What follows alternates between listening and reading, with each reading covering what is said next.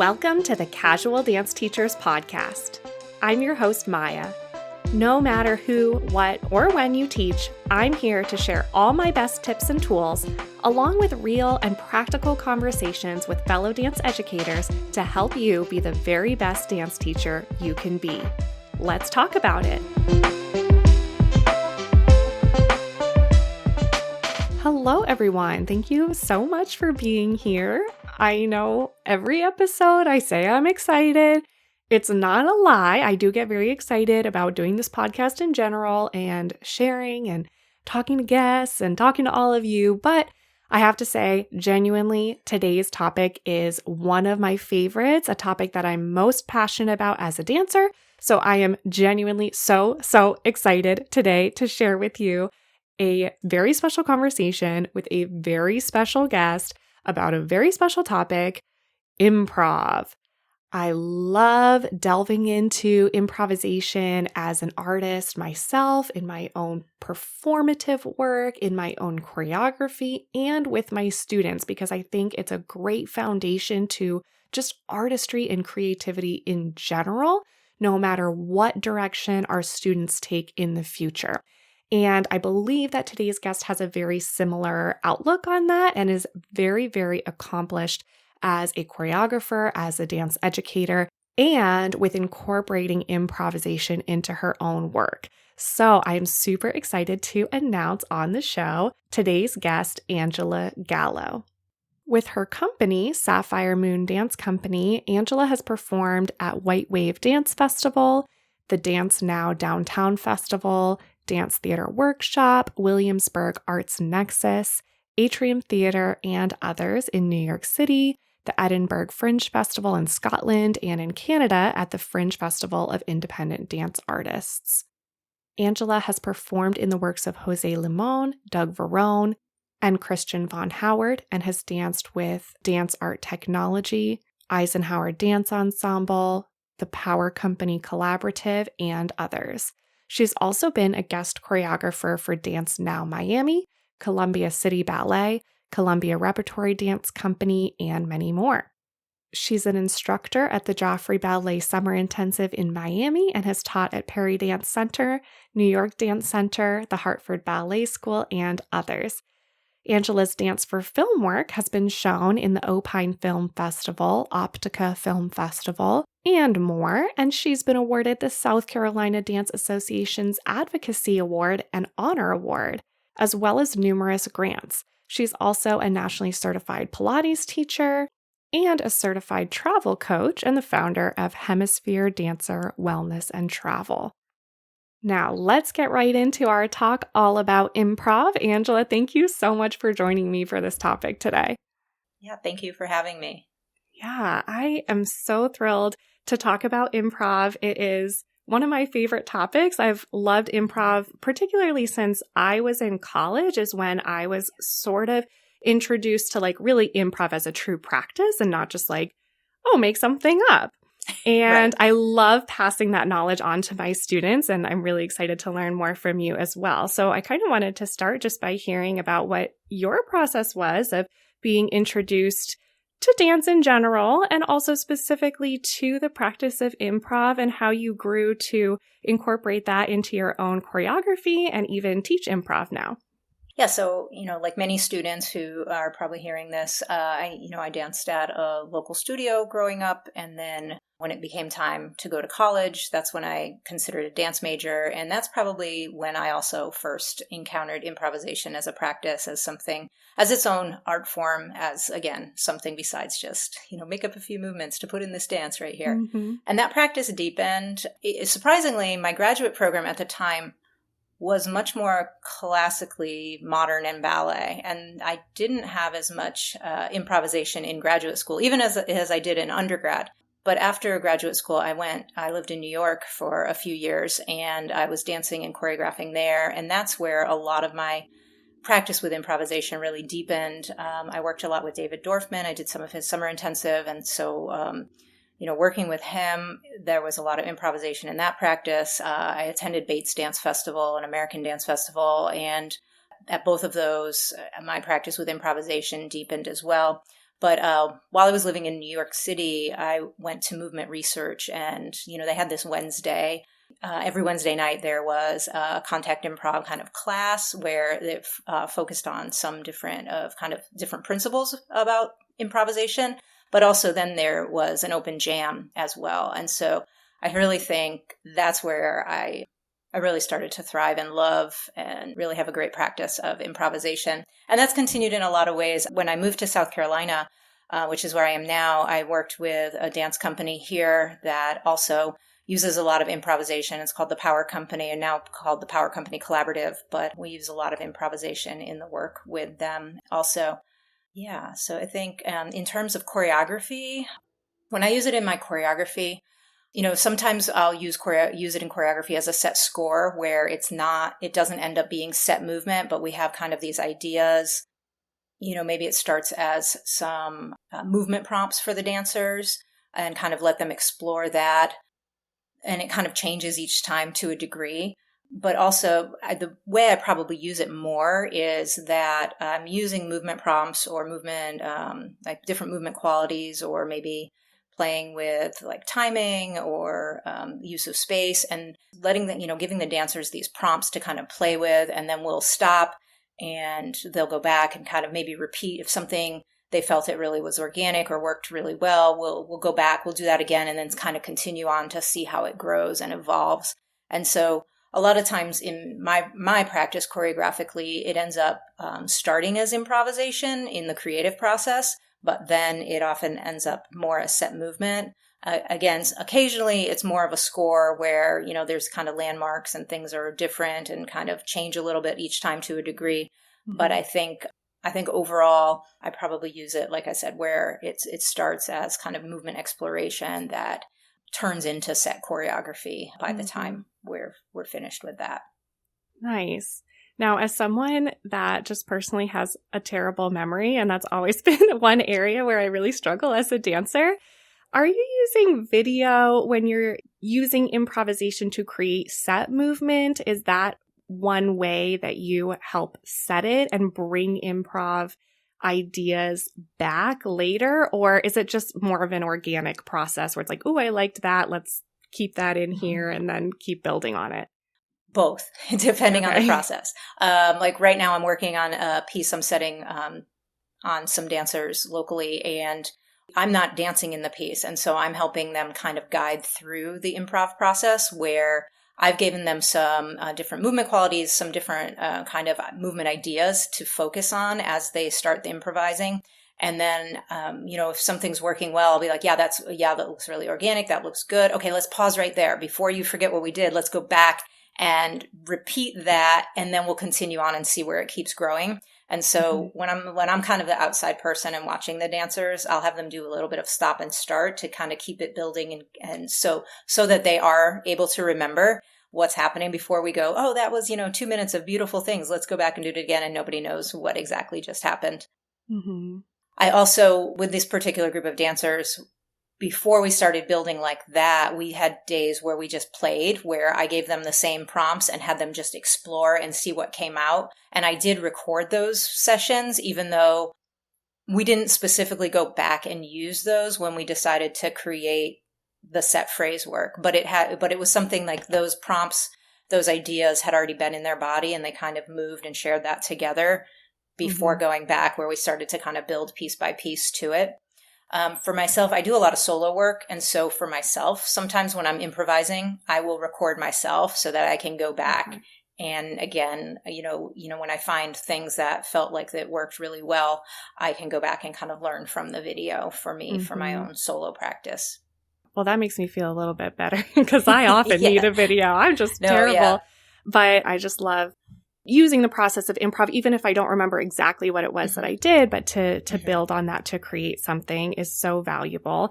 And again, I love passing that on to my students, but it's not always something in a dance studio setting where we have a designated improv class. I know that you teach some designated improv classes. So I am curious to hear maybe some of the foundations that you would recommend for students that would be valuable for them to just start learning how to successfully improv without getting stuck in that rut of like, oh, improv is just stringing together steps that we know in a different way. And it's actually a whole separate practice of reimagining how to move our bodies. Well, I think like if instructors are looking to kind of integrate it into, especially instructors in a studio setting, like where you said there's often not a designated improvisation class.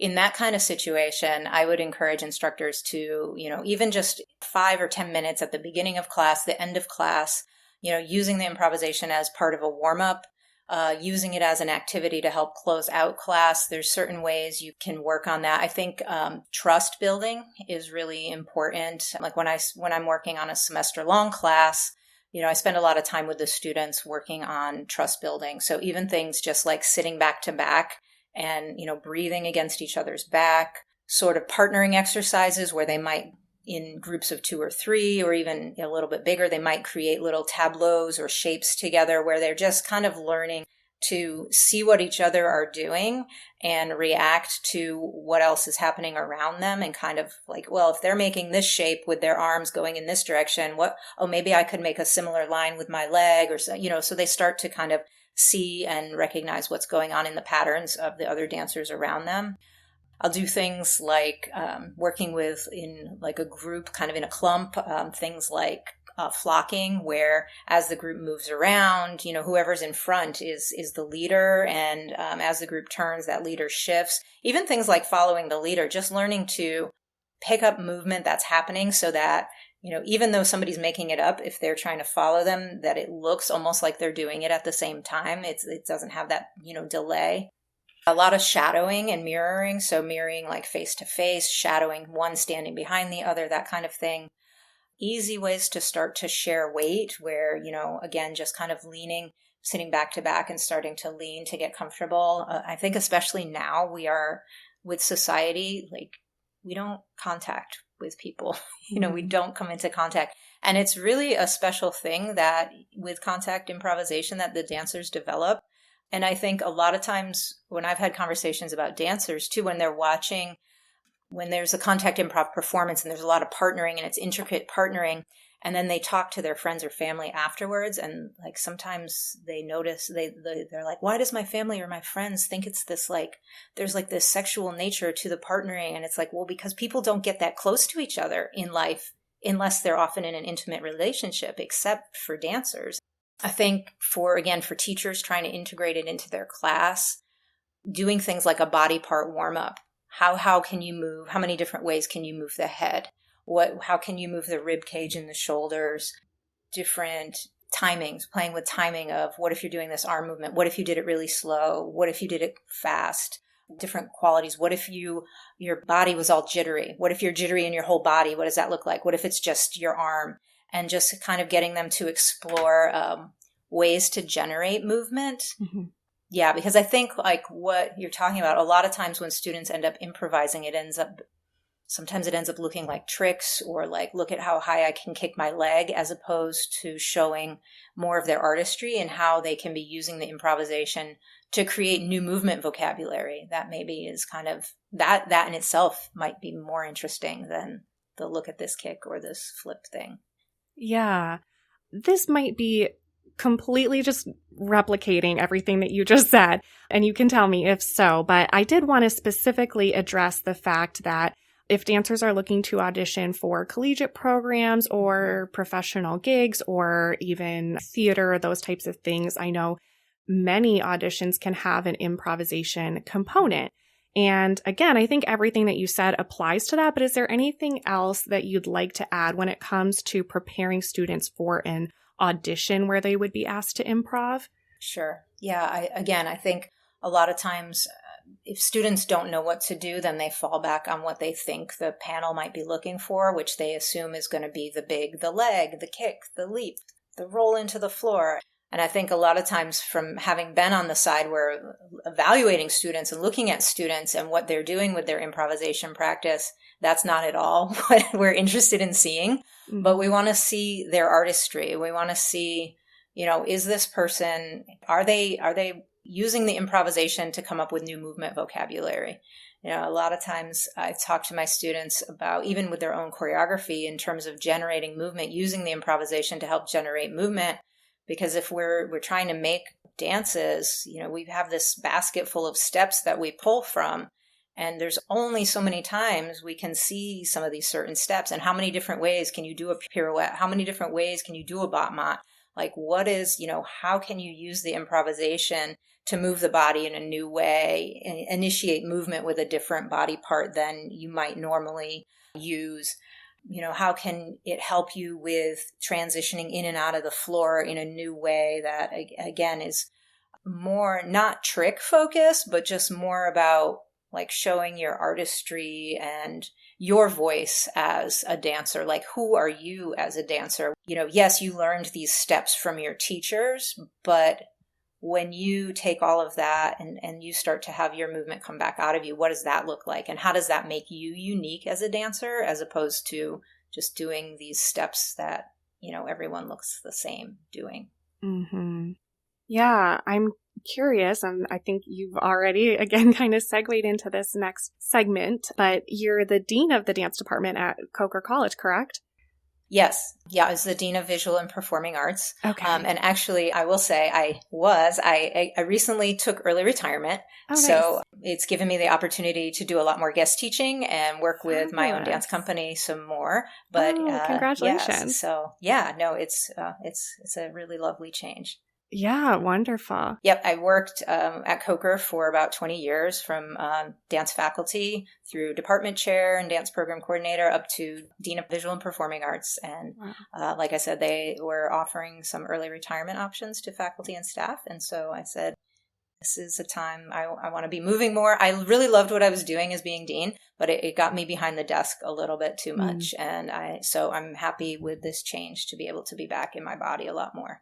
Awesome. Yeah. And I want to hear about that next, like what you're working on now and what you have coming up. But I do want to touch upon the university and the college dance scene. Yes. And some trends that you're seeing as far as the students coming in, were there certain areas, and we're talking about improv, and you've given so much already as far as like practical things that teachers can implement in the classroom. So whether you want to focus specifically on improv practice, or also how that kind of ties into performance quality and being able to just make choices as a dancer and show faculty or potential employers who you are as a dancer, are there certain areas where you see across the board students are lacking in general, and maybe some things that you've tried or some ideas that you would like to see teachers in the high school, in the studio setting, implement to counteract that? Sure. Well, I'll say a couple things. In general, I would say the more versatile a dancer is, if coming into a college setting, the more successful I think they will be. Again, if somebody is looking to go into a certain technique, like I'll use ballet as an example. If you're looking for a ballet program, I mean, there are certain specific ballet dance programs that, they're going to be really looking for ballet, and those are going to be a different thing than what I'm talking about. Mm-hmm. The program that I led was definitely more of a modern contemporary based program. It had a lot of composition and improvisation. And so for that kind of setting, we were looking for dancers that were open to new things. We were looking for dancers willing to try something they hadn't done before. And so I think even in your studio or school setting, just encouraging the dancers to do things outside of the box, to, if someone comes in with a crazy idea, to not, freeze up. And I think in improvisation, a lot of times the students are really nervous at first because they don't necessarily know what it is. It's scary. A lot of times they're used to being told this step on count 1, this on count 2, this on count 3, and so they are always having that choreography dictated to them. And so I think even getting the students to have time to explore, put on a piece of music and just say, what does this music make you feel? How do you want to move to this particular music? And then just like let that play for a minute or two, switch the music to something drastically different. And just and it seems in some ways very elementary, to do that, which it is great to do that because even young children, elementary school children can do that. But I think that helps to get the students to think about how they would move versus how you're telling them to move. Because there is so much more back and forth between, especially dancers who want to go on to work in maybe a company setting or even to be teachers. I mean, even working in the public schools, I know we were training students to be dance educators in the public schools in our programs. And even there, you're going to be using so much more creative movement aspects of dance rather than like your 5, 6, 7, 8 technique. Not that you won't do that, but you're doing it in a different way in that setting. And so having dancers be comfortable with figuring out how they move and how they feel comfortable and not always being told, well, this is put your leg here on this count. I think coming into college with even just a little more comfort of that would really help serve a lot of the dancers. They get very focused. I know competitions are a huge thing and not saying anything negative about that, but I think sometimes coming back to the artistry, and that was something we would always try to instill in our first year students. That is just different. It's not, there's no assigning value to that. That is different. We are trying to work a little more on dance as an artistry towards, concert or commercial dance. And even in the commercial dance setting right now, dancers are being asked to improvise. And so, there's a lot more dialogue between dancer and choreographer than it used to be. Even in ballet, frankly, at this point, a lot more ballet dancers are being asked to improvise. And it's funny because I work with one of my friend's companies here in South Carolina. And one of the dancers in it was one of our a ballet company's like prima ballerina, and asking her to improvise, even as an adult, she kind of like panics and she's been doing it enough now where she looks lovely doing it, but she's still in her head is like, I can't do this. And so, just being comfortable generating your own movement and being open to new ways of moving and creating movement. Yeah, once you started saying that, I realized, I didn't grow up, I had never seen a competition or anything. Mm-hmm. And there were definitely some technical deficiencies that I had to contend with when I entered college, for sure, as a dancer. But I did notice mentally, because I also attended a program that was more contemporary, and there was a composition track that every dance major had to complete as well. And I think mentally, the dancers that grew up in that competition circuit had a much harder time kind of coming to terms with what that was and how that fit into their knowledge than some of us that hadn't been exposed to that. So again, not that there's anything wrong with that, but just making sure that every teacher, whether you're teaching competition kids or rec kids or what have you, incorporates some improvisation, creativity, and, different practices in all our classes. Mm-hmm. Yeah, awesome. So now tell me a little bit about what you've got going on. We didn't even really get too much into your company, Sapphire Moon Dance Company. So I really would love to hear what you have going on, and also, how folks can connect with you and find out more. Yes, so I have a dance company called Sapphire Moon Dance Company. It's based here in Columbia, South Carolina. Right now, we've been doing a lot more, since the pandemic, we've been doing more dance for camera work. And so some of that work has been in some film festivals, around the U.S., around the world. I'm collaborating. Like I said, there's another company here called the Power Company Collaborative. And so I feel like there's been a lot of Sapphire Moon and Power Company collaborations. We've been working a lot together on some local performances and kind of site-specific installation type work. So that's where I haven't been doing as much dance for the proscenium, with my own company right now. It's been kind of more project-based, kind of site-specific or dance film work, which has been a lot of fun because it's different, and it definitely, depending on whatever site we're doing, it totally changes the work.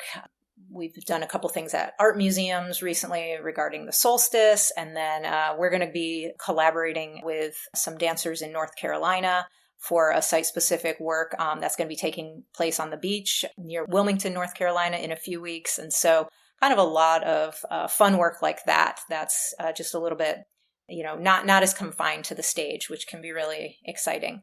Mm-hmm. So additionally, since I left the university, I also started a wellness business. And so I'm also a Pilates instructor. So I'm teaching some Pilates, but also part of my wellness company is using Pilates and dance and somatic movement to help people who feel like they are burned out in their lives or careers, or they're like kind of like how I was feeling in my position where you're stuck behind a desk and you're not moving enough, how to get movement back into their lives just to help with their overall vitality. Mm-hmm. Also, one of the things I did at the university as well was lead a lot of study abroad trips for our dance students and connecting them with arts communities internationally. Mm-hmm. And so I'm leading wellness retreats. And so I had one in Asheville just a couple months ago. I'm going to do a 1-day retreat in October, but I'm looking to do some international retreats next spring, looking at some sites in Italy. And so, again, for people who are feeling just kind of overwhelmed, burnt out, want to start to get a wellness practice, a lot of journaling, mindset work on, how to get some of these habits integrated into your life a little bit more, incorporating the Pilates work, somatic movement. I also partner with some of my other friends and colleagues who do different types of body work. For example, when we had our Asheville retreat, I had a colleague who does Thai yoga massage. She came and did some sessions on that as well. And so just kind of using these different body therapies. I felt before at the university that I was helping the students with a lot of these things. And now I feel like I can take this on a broader scale. I'm also working with a colleague who's also a former dance professor. Her and I are looking at opening a community arts and wellness space here it's going to have a dance studio that offers classes for adults, not for children, but, the kind of thing where, I danced when I was 20 and now I'm 35 or 40 and I miss it and I want to take ballet class, or I'd love to take a jazz or modern class or improvisation. And, also we will have some yoga and Pilates and that as well as what we're doing. So we're embarking on that. And I'm doing a lot of guest teaching. Mm-hmm. So I am available as a guest teacher. I've been doing a lot of workshops in the school systems. And working with some local studios and schools, guest choreography for some companies nearby. In the summer, I also work with Joffrey Ballet, so I'm getting ready to work with them at their Miami intensive in just a couple weeks. And so, yeah, it's been a lot of fun because it's like all of these different things they're kind of taking all of what were the good parts of my other job. Mm-hmm. And now those are the main parts of things. And I feel like, I was doing a lot of good there, but, higher ed is kind of entering a funky phase right now. And it was just, for me, it was time to make a shift where I could get more into my body again. And yeah. Wow. It's so great to hear about everything. I mean, I read your bio, obviously, like I'm familiar with your work, but just hearing you talk through it and everything that you have actively going on and you're working on and creating new things is really, really exciting. So I hope we can stay in touch about it because I'm so excited to see where it all goes. Awesome. Yeah. So I do close every show asking if you have a favorite quote that you could share with us. I do. And all right, so I will say, I spent a lot of time working with the Jose Limon Institute, and I studied my mentor there, Alan Danielson. He passed away in 2009, but he was such an inspiration to me. And so a lot of when I teach more modern classes, or even I'll teach kind of I call it contemporary Limon, where it's taking those Limon principles and then kind of infusing them with other things like the improvisation or other people that I've studied with. But Jose Limon has an article. If anyone has ever read the book, The Vision of Modern Dance, he has an article in there called On Dance. And it's a beautiful, beautiful article that talks about the body and how he's so expressive. If you've ever seen him, like old videos of him perform, especially his hands and his arms. And in this article, he talks a lot about how the body, he calls it an orchestra, and all the different body parts are, how they can be so expressive. I'm going to read, it's a little bit of a long quote, so I apologize for that, but it's from the end of the article, and it says, "Dance can remind us of the greatness of man's spirit and of his creativeness, not his destructiveness.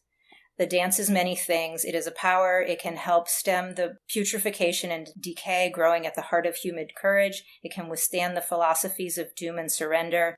The dancer can use his voice to call for reason out of unreason, order out of disorder, and that has always been the high task of the artist. The contemporary artist can do no less than dedicate the power of his spirit and the flame of his art to bring light to the dark places. And that's like one of my favorite, and especially just right now, I feel like it is just, yeah. And so that's from Jose Lebrun. Could not be more timely. Yeah. Thank you for sharing that. I really appreciate that. Hi, it's Maya again, back just to wrap things up with my usual thank yous. Once again, huge thank you to Angela. I will be sharing her information in the show notes. If you want to check out more of her work and follow her, you can find links in the show notes for today's episode. As always, thank you to GB Mystical for the theme music for the Casual Dance Teachers podcast. And thank you to everyone who is part of the Casual Dance Teachers Network on Facebook, as well as following us on Instagram at the Casual Dance Teachers podcast. Feel free to reach out to me there to share your feedback, your insights, any questions, topics that you want to delve more into. And don't forget to leave a review for the podcast wherever you're listening. Thank you so much. Bye-bye.